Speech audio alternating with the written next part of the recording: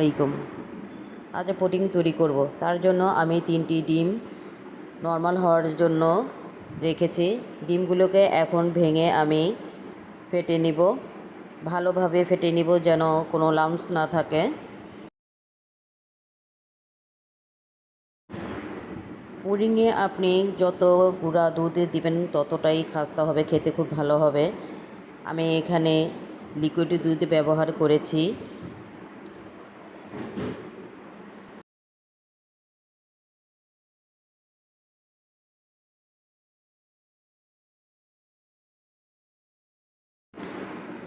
ডিম ও দুধের মিশ্রণকে আমি আবার ভালোভাবে ফেটে নিব যেন ভালোভাবে মিশে যায়। সামান্য পরিমাণ চিনি দিব। চিনিটা মিষ্টিটা আপনারা আপনাদের মুখের স্বাদ অনুযায়ী দিবেন। বেশি মিষ্টি হলে খেতে ভালো লাগে না, তাই চেষ্টা করবেন পরিমাণ মতো দেওয়ার জন্য। এখানে আমি কনডেন্স মিল্ক ব্যবহার করেছি। কনডেন্স মিল্ক অবশ্য বের করতে আমার খুব সমস্যা হচ্ছিল। গুঁড়া দুধ দিয়েছি। এখন আমি ভালোভাবে আবার কিছুক্ষণ ফেটে নিব।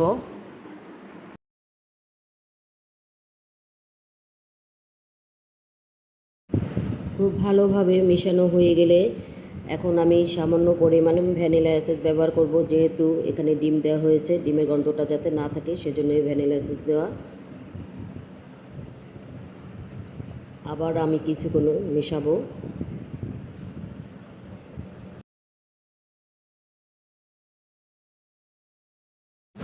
এখন আমি একটি বড় পাত্র বসিয়ে এটাতে পানি দিয়ে দিয়েছি। পানিটা গরম হলে আমি পুডিংয়ের জারটি বসিয়ে দিব। আমি ক্যারামেল তৈরি করে নিয়েছি। ক্যারামেলটা আমি বেশি কালার করিনি, হালকা কালার রেখেছি। এখন অন্য একটি পাত্রে আমি দুধের মিশ্রণটাকে ছেঁকে নিচ্ছি যাতে কোনো লাম্পস বের না হয়। এখন আমি সেট হওয়ার জন্য পুডিংটা বসিয়ে দিলাম। 25 থেকে 30 মিনিটের জন্য আমি এখন বসিয়ে ঢেকে রাখবো যেন পুডিংটা হয়ে যায়।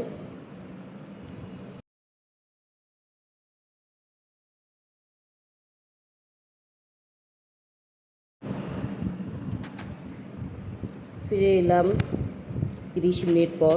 আমার পুডিংটার কি অবস্থা দেখি। মাশাআল্লাহ, আমার পুডিংটা হয়ে গিয়েছে। এখন আমি ছুরি দিয়ে দেখব।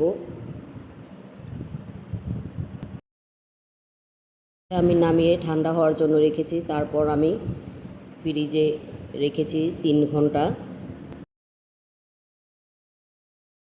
এখন আমি মোল্ড আউট করব।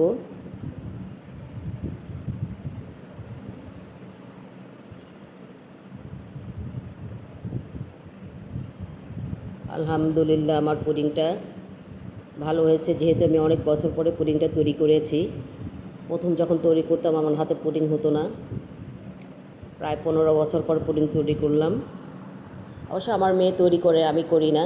এবার নিজেই তৈরি করে দেখলাম। আলহামদুলিল্লাহ, ভালো হয়েছে। আমি আপনাদের কেটে দেখাচ্ছি।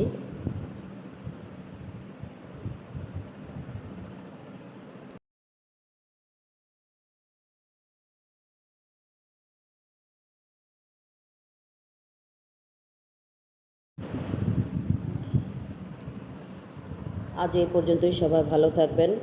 আল্লাহ হাফেজ।